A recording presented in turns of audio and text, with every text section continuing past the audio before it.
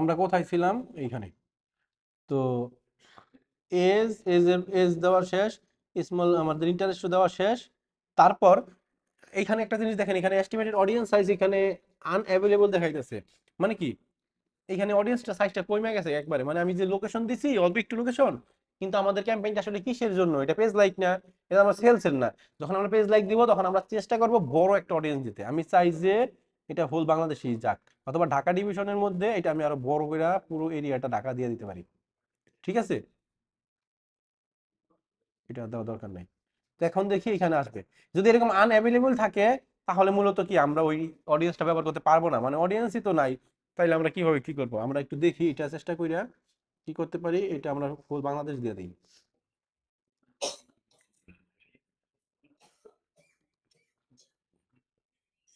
আমরা এখান থেকে বাংলাদেশ দিয়ে দিছি।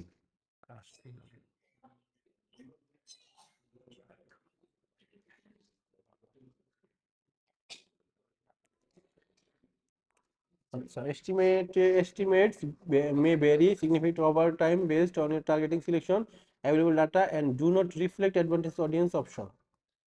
আচ্ছা, এইখানে দেখাইতেছে আমাদের রিচ হবে ডেইলি রেজাল্ট এত, কিন্তু ওইখানে আসতেছে না। তো এই ক্ষেত্রে আমরা কি করতে পারি?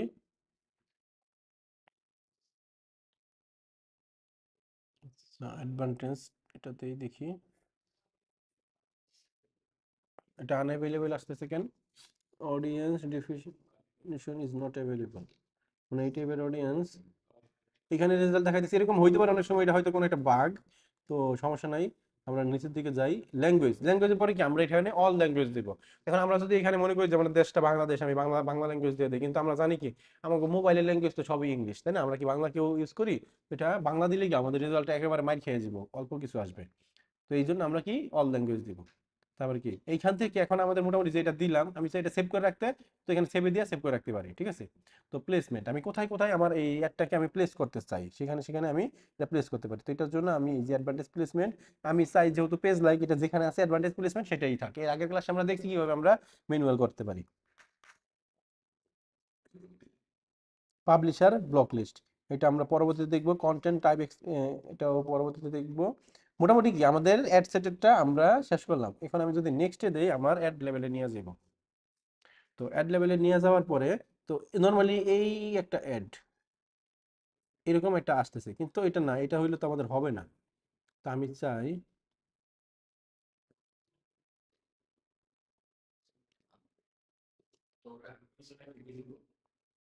ও কিছু কথা কয় না।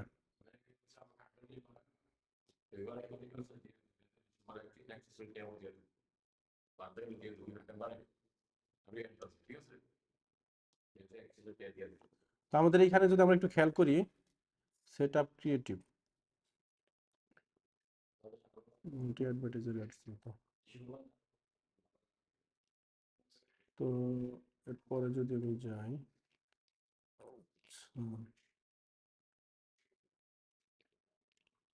choose the Facebook page and Instagram account that this ad will be associated with।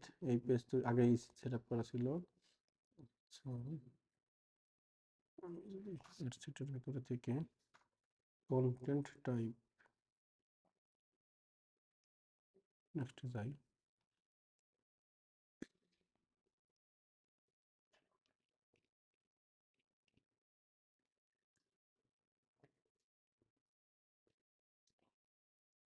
Add creative select and optimise your ad text media.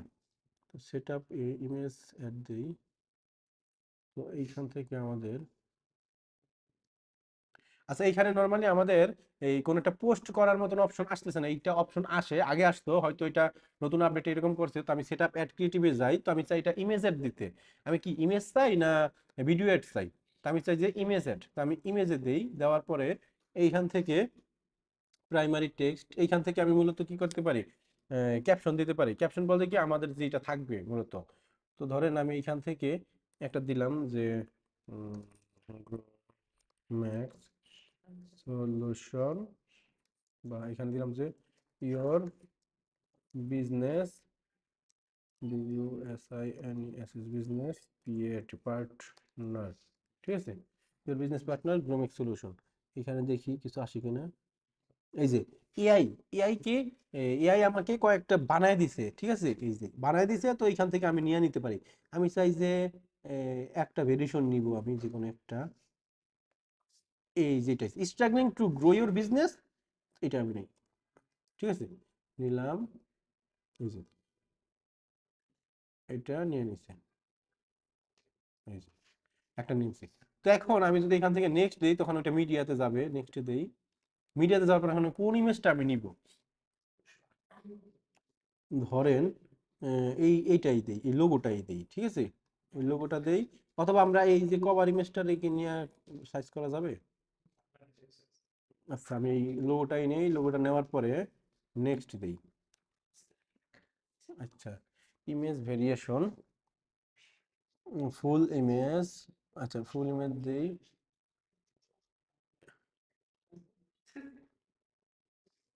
AI generation হচ্ছে,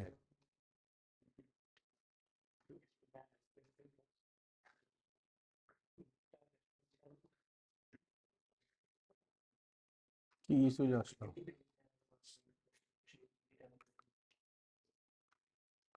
আমরা মিডিয়া থেকে গ্রোমেক সলিউশন, ধরেন আমি এটা নিলাম, এই ইমেজটা নেওয়ার পর যদি আমি নেক্সট দিই, এটা আমার এআই ইমেজ জেনারেশনে নিয়ে যাচ্ছে কেন, এটাকে আমি ক্যান্সেল দিয়ে দেই। আচ্ছা, আমার এখানে নিয়ে আসছে, এআই এর কারণে মূলত এটা এরকম হয়েছে। ধরেন এই যে ভিডিও ফিড, তো ফিডেরটার মধ্যে আবার আসলো না কেন, এই যে ফিডের মধ্যে তো শুধু এমনি আসছে, এমনি আসলে তো মানুষও এঙ্গেজ হইব না, তাই না, আমার একটা ছবি থাকলে সে এঙ্গেজ হইব।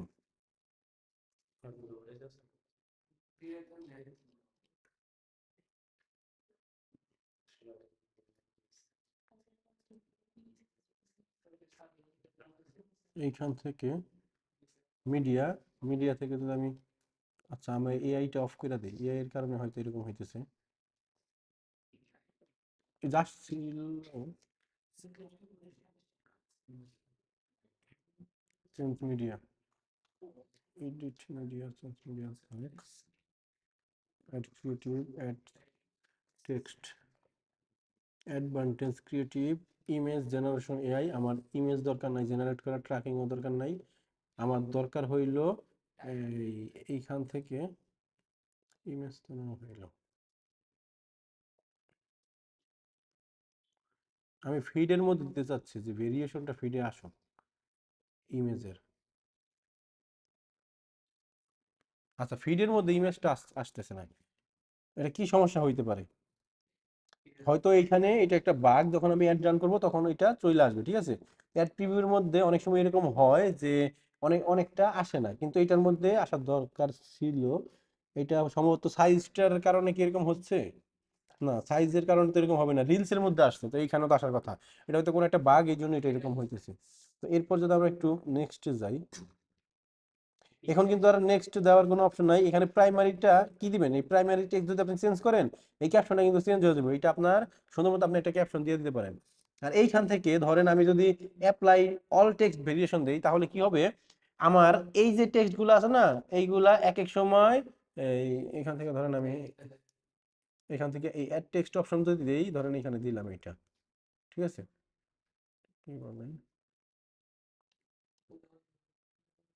Please enter unique text field, এটা কেন বলছে জানেন, কারণ অলরেডি তো আমি এটা দিয়েই দিছি, এটা আমার আর এখানে ডাবল করে দিতে হবে না, কারণ আমি এই এআই এরটা আমি তো টিক দিয়ে দিছি, তাই না, এটা তো আমি হালকা একটু যদি চেঞ্জ করে দেই, ধরেন এটা বাদ দিয়ে দিলাম, এখন আবার কি এটা নিবে, ঠিক আছে, এটা আমার দরকার নেই, যেহেতু আমি এটা অলরেডি দিছি।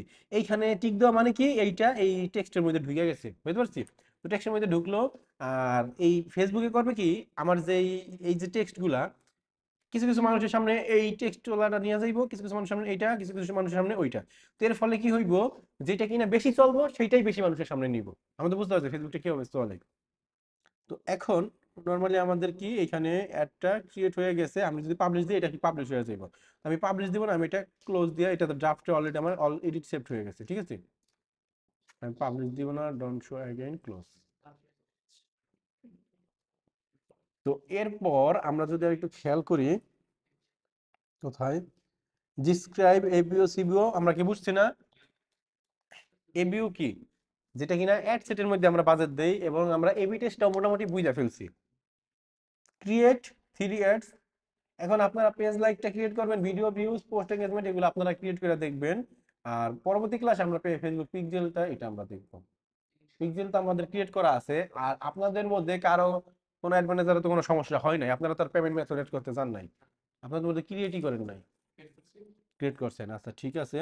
তো আমাদের গত ক্লাসে আমরা দেখছিলাম আমাদের একটা কি অ্যাড ম্যানেজার ডিসেবল হয়ে আছে। তো চলেন দেখি আমরা ওইটা আপডেট কিছু আছে কিনা।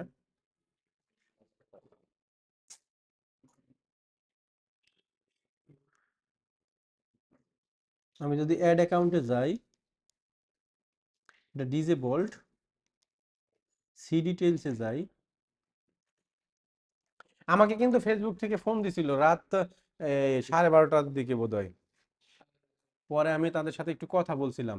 তো তারা আমাকে বলছে এটা ইন রিভিউতে নিয়ে গেছে, আমার সব ডিটেলসগুলো আমি বলছি যা যা, তারা এটা ইন রিভিউতে নিছে। তো এটা কি রিভিউ হবে, রিভিউ হইয়া এটা আমার এটা কি যদি কমপ্লিটেড হইব আমাকে এটা দিয়া দিব ব্যাক, অথবা এটা পার্মানেন্ট সাসপেন্ড করে দিব। আমি আশা করি এটা দিয়ে দিব। ইংলিশে কথা বলে। হ্যাঁ।